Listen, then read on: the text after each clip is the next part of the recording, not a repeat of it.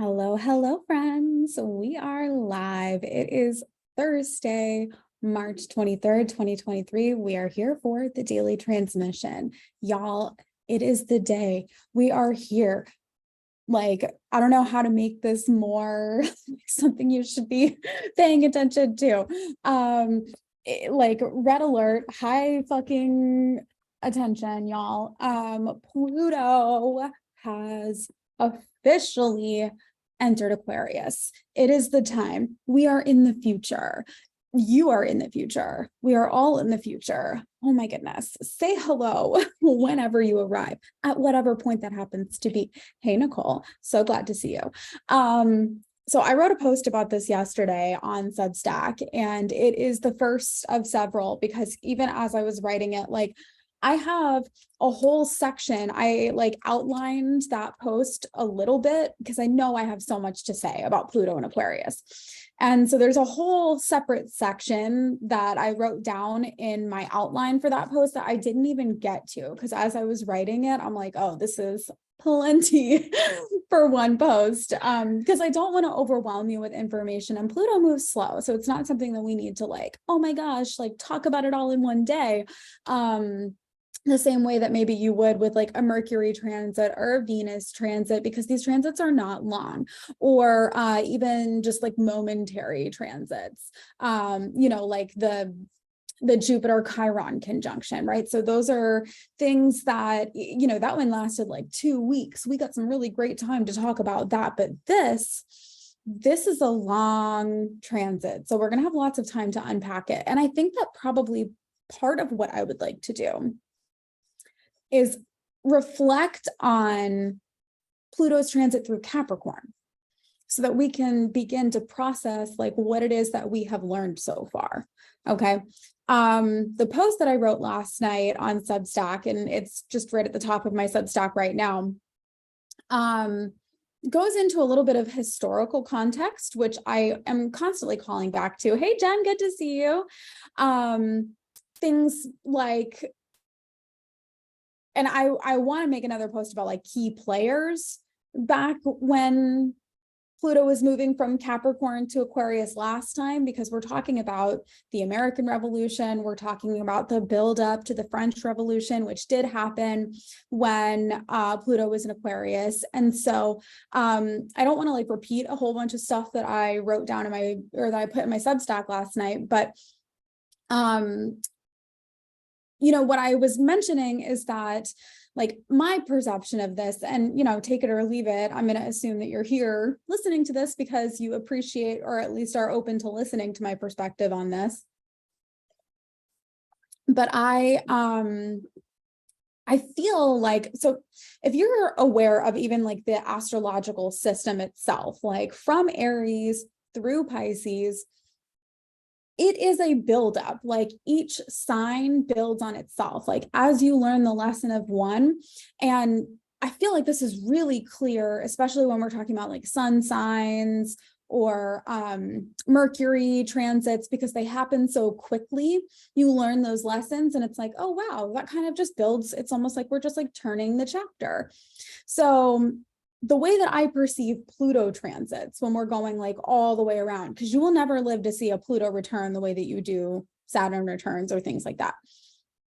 Pluto takes like 250 years to make itself all the way around, so we can look back at like historical events for context, but we can also look at like how Pluto has had its effect on our lives since you've been alive. Right. So I am in the Pluto and Scorpio generation.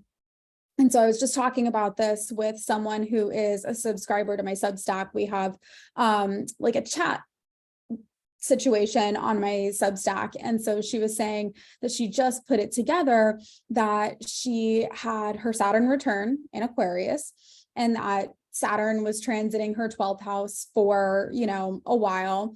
And now Pluto's going to be there. So I get that because I've had Pluto transiting my 8th house for like 20 years. Okay. Or 15 years. Pluto entered Capricorn in 2008. Now, just to give you, right, just like baseline, Pluto is here to transform the world. So like I was saying, I kind of perceive this to be like almost like a Buddhist kind of perspective. Like if we can reach enlightenment, collective enlightenment, by the time we finish out Pluto in Pisces, which would be like 2066, like maybe we'd be ready for whatever humanity's like next level is, you know, our next evolution of collective consciousness. Maybe we will be the aliens. I don't fucking know. I feel that it's like we learn these like immense lessons, and if we don't, then we have to just begin the cycle all over again, right? It's reincarnation, basically. So Pluto is going to be, or it is, in Aquarius. This is the second to the last sign. We're approaching the end of the cycle again. Okay. So Pluto leaving Capricorn. Wherever you look in your chart for where Capricorn is the ruler, Capricorn rules my 8th house. So like my whole Capricorn stellium, like all 5 of my Capricorn placements, they are all in the 8th house. So you've got Pluto in Libra, Jen. So Pluto in Libra is so interesting to me. And I have 3 posts that are just sprouting out of my brain right now for the Pluto transit. But I made a vague mention to this, like, fuck Gen Z, Gen X, millennials, like, tell me your Pluto placement, because that'll let us know.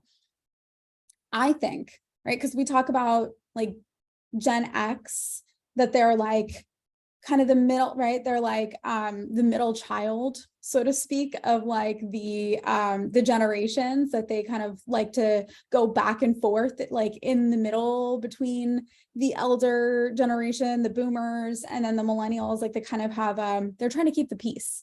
Haha, Libra. I think that the scales will really start tipping further in our direction when they'll, like, not to be like, but I mean, that's what Pluto is. Like, we're here to get real. Like, we are all going to die. Acceptance is better than ignorance or denial. The Pluto and Leo people, oh my God, like, not to be a dick or anything, but like, you're holding back society. Not okay. But like, truly, yeah, you're not a millennial. Yeah, Pluto in Libra is much more of a good descriptor, I think, for that generation, because it's not that they don't relate to the young people, it's just that they're trying to keep the peace for right this second. And so I think that once, that generation is no longer present, that's when we'll really start to see like progress happening, which will be when Pluto is in Aquarius. Like, just time is time. Like, they're not gonna live that long. And so you mentioned, right, Capricorn is your 8th house. So 8th house. So Capricorn's been transiting our 8th house since 2008. Now, let's just look at this in a generational, like, global context. 2008, when Pluto entered Capricorn, like, when I hear 2008, I mean, I was 19 in 2008.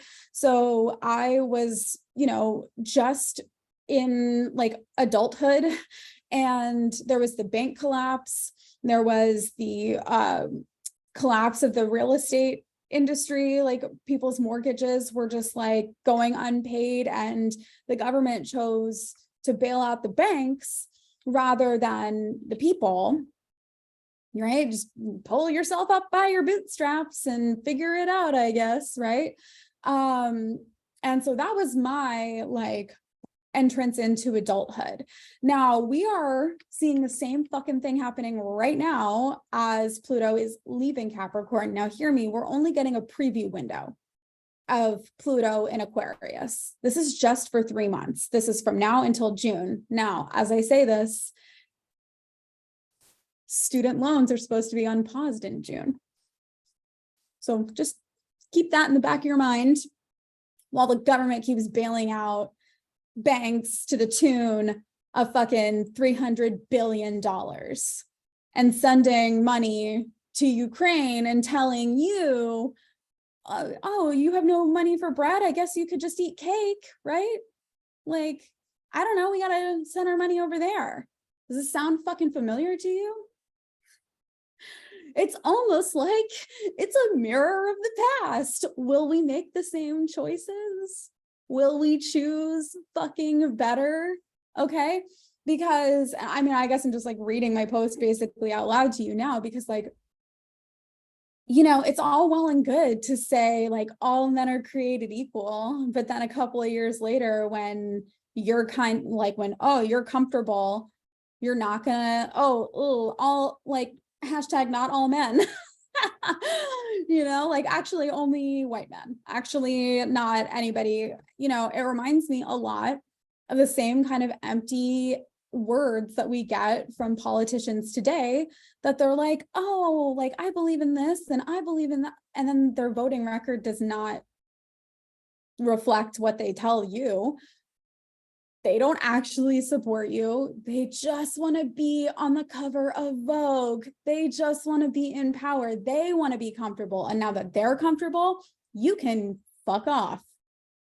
No, thank you. No, we have to make different choices. We are not going to only have the sense of self-preservation. That's what Aquarius is all about. It's about the energy of the collective. When Saturn moved into Aquarius, I said, this is going to be a time where we are paving the foundation, where we are focusing on the health and wellness of the individual for the sake of the collective whole, for collective society to progress and move forward. Okay. We have to be individually taking care of ourselves, and we have to be conscientious of each other. We have to not just give a fuck about our own well-being. Like, okay, cool, student loans are canceled, but now like we're not going to care about healthcare, or we're not going to care about, right? We have to care about all of it, right? We have to care about everybody being lifted up. Because when everybody, when everybody feels good, when everybody is lifted up, like, what do you think we could do together? Like, it's not just about you. I mean, you are awesome and you are important and your happiness and well-being matter. And also everyone else's. And that's what Pluto is here to teach us. Okay. Now, will we get the fucking lesson? Will we pick up the phone? Will we make the right decisions? Only time will tell, my friends. But I think that this is a good opportunity for us to take a look at, well, you know, the beginning of a transit is always a time where we are like seeing the highlight of like what's hurting. So just like in 2008, when it was banks getting bailed out and people were hurting, and we're seeing that reflection of it now as Pluto leaves Capricorn. Like, have we learned the lesson or not? Are we going to hold the government to account or not? Like, what are we going to, like, are we just, oh, I don't know, my hands are tied. Yellow Jackets comes back tomorrow, so I don't know if I have time. I'm like in YTT and stuff, so I don't know. No, like, not that we have to become martyrs and, you know, entirely dedicate ourselves to, and that's where the balance of Aquarius comes in. It's the taking care of oneself for the sake of collective progress. Okay. So for me, Pluto has been in Capricorn for the last forever, right, since 2008. Now, the 8th house is the house of Scorpio. So it's very like Pluto energy as it is. But as we look at that transit, right, so the 8th house, there are lots of ways that we could interpret it, but the generalized way that you'll see astrologers interpret it will be like other people's possessions, right? So it's like other people's money, or yeah, like they talk about like inheritances and wealth and loans and taxes and things like that.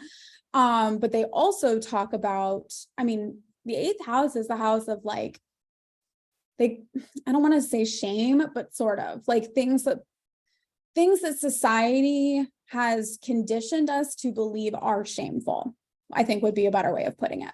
So like sex, right? Or deep, like emotional experiences that can sometimes be like potentially traumatic or even just like dramatic, right? That are just like, oh shit, we like polite, we don't talk about this in polite conversation. Like you wouldn't talk about it over the brunch table. 8th house energy, okay? Unless you're me, I guess, with a fucking 8th house stellium and you just don't care. So it is with Pluto having transited this, right? It's like birth, death, sex, drugs, right? It's like sex, drugs, and rock and roll, okay? So, I mean, 2008, again, I was 19. So I have taken on student loans in this time. I have definitely taken on debt. I have definitely had a weird relationship to other people's money. There was a time in, right, I mean, between now and then and now, I mean, I've been homeless several times, like literally on the street, just like living like off of like the railroad tracks in nowhere, Oregon. I've lived in other like people's houses, like, right, just like couch surfing essentially. I've lived in tents, and then I like dated a guy who was like a billionaire, like that's a real, like with a B, and I was so uncomfortable, and it just made me feel all kinds of feelings. It was a very triggering situation, and he was perfectly fine, like whatever. It was just like his family and the money and the everything of it. It was like it was another world. I just like could not understand it. And I got pregnant during this time. I almost died during my childbirth.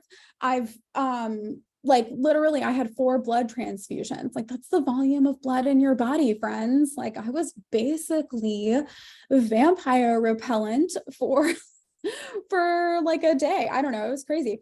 Like I almost died. Let's not even talk about the fact that what was that I had, it was like a Chiron conjunction. It was like Chiron, Mars conjunct my Chiron or something crazy like that, whatever. But that is the right, like, whew, Capricorn or Pluto coming through Capricorn. I have had so many of these 8th house experiences. So yeah, you can look at it from like a personal, like, what have you learned from Capricorn or from Pluto and the transit in Capricorn, but it's also this broader, like, how has this impacted society? How has this impacted the world? That's usually how I tend to look at Pluto transits because they are so long and generational.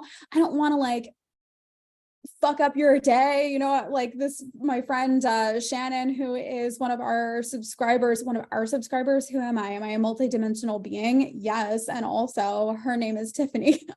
Her name is Fani.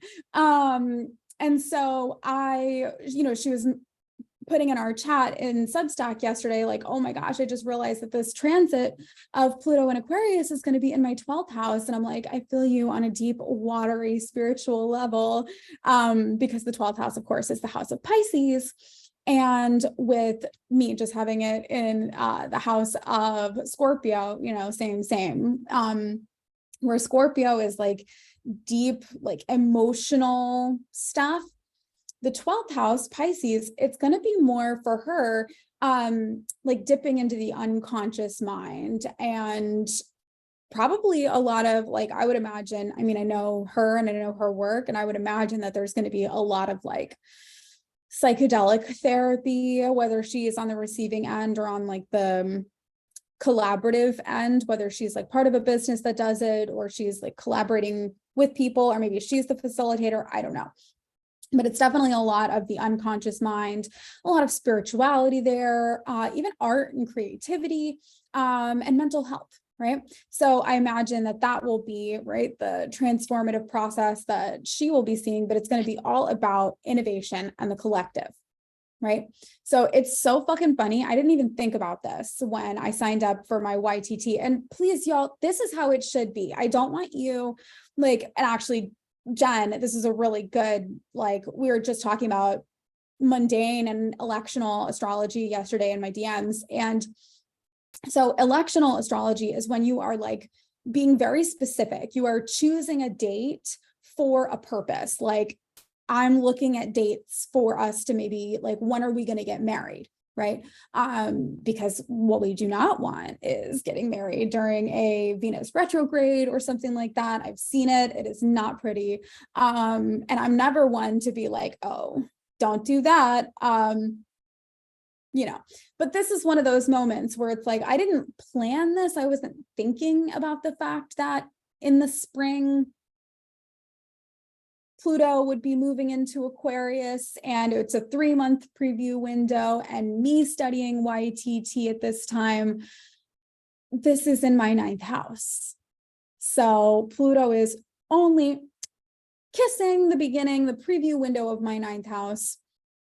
The 9th house is the house of philosophy, higher thinking, learning about different cultures, world travel, yoga, astrology. Y'all, I didn't plan this. I didn't plan it, but it's like, it just, as soon as I realized it, I'm like, of course.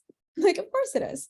Of course I would be spending 3 months doing a yoga teacher training during the same season that Pluto will be giving us a little preview of Aquarius into, I saw a post that Pluto in Aquarius will be good for writing and publishing for Gemini risings. Yeah, definitely. So with being a Gemini rising, right? So Pluto in Aquarius, that'll be transiting the 9th house. So you want to think about the houses or even the signs in general. Like the easiest way for y'all to learn astrology is to understand the 12 archetypes rather than trying to learn all of the different like pieces and elements and whatever.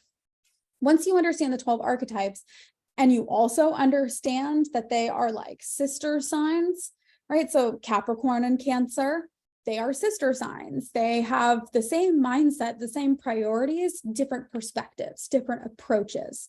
They are both concerned with tradition and safety and having home and having a family.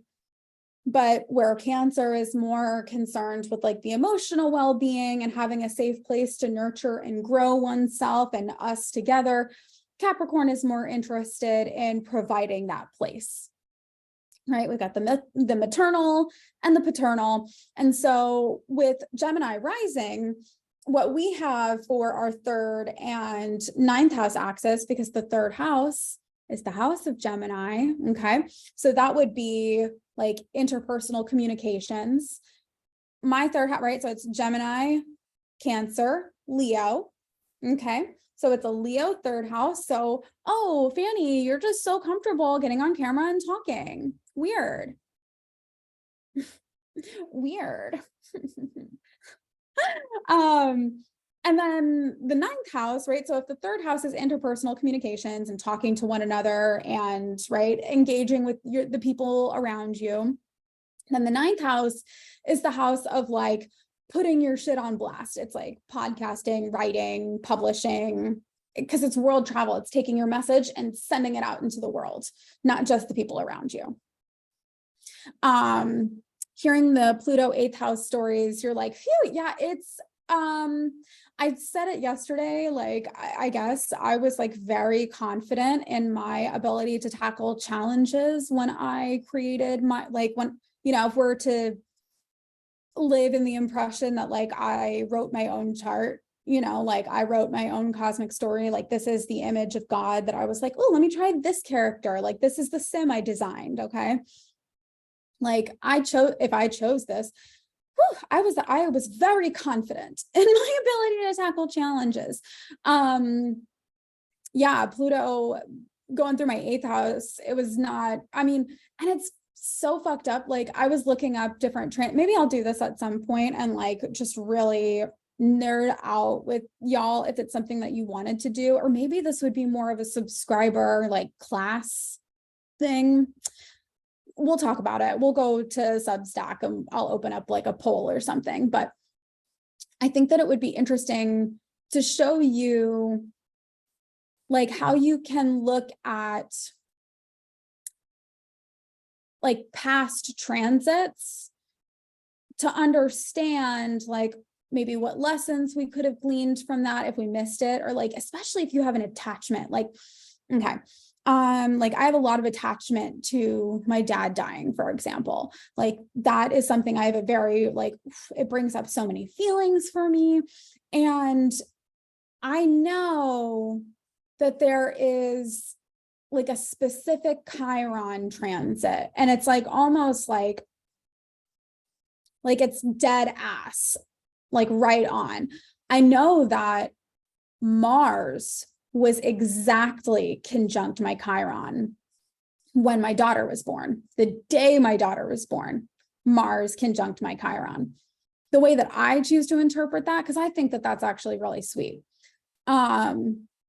Mars being conjunct her Mars being conjunct my Chiron, it's almost like she's here to help me reparent myself, because I wouldn't have done it otherwise. I had no motivation. Like I was so like, I don't deserve anything. Like, you know, I don't know if I mean, maybe, who knows?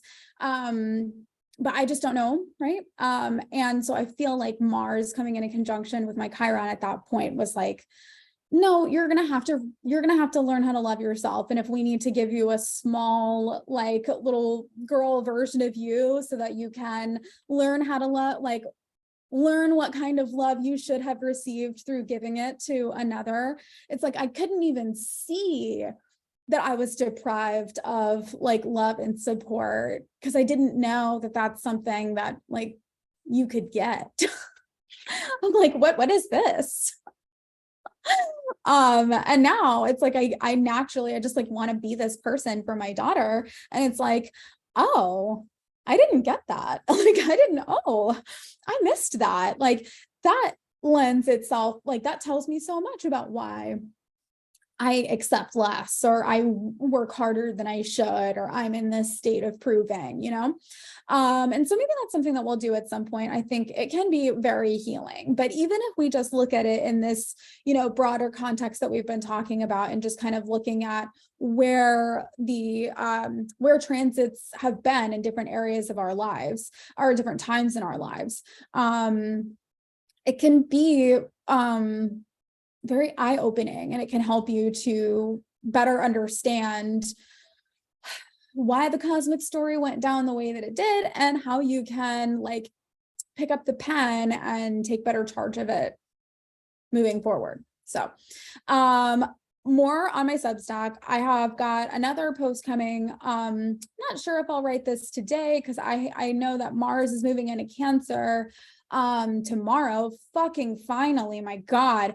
Oh, so that means I'll have another. That's probably why I ended up going on that like mental tangent yesterday and looking up all those transits for myself, because Mars moving into Cancer, my Chiron's only at like 5 degrees, I think 3 degrees, 5 degrees, something like that. So it's coming for me like real soon. But anyway, so I'll be writing a post about Mars in Cancer, and then of course it will be, we'll have like a preview part, and then the part for subscribers will have it broken down by your rising sign, so that you know a little bit more about what to expect for Mars in Cancer for you. Mars is going to be transiting my second house, so I expect to get paid. Hey, enough. I need to go to bed.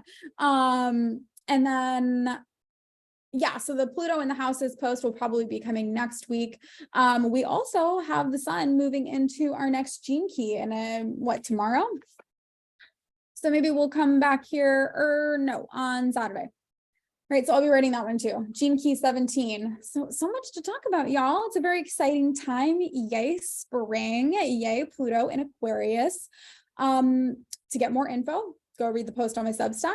Make sure you're a subscriber so that you can get new posts sent to your inbox, and paid subscribers get all kinds of extra bonuses, and you get to support my writing. So thank you for doing that. And I will catch you tomorrow for our next edition of the Daily Transmission. Thanks for joining me. And thank you for joining me, future people. I'll see you tomorrow. Bye.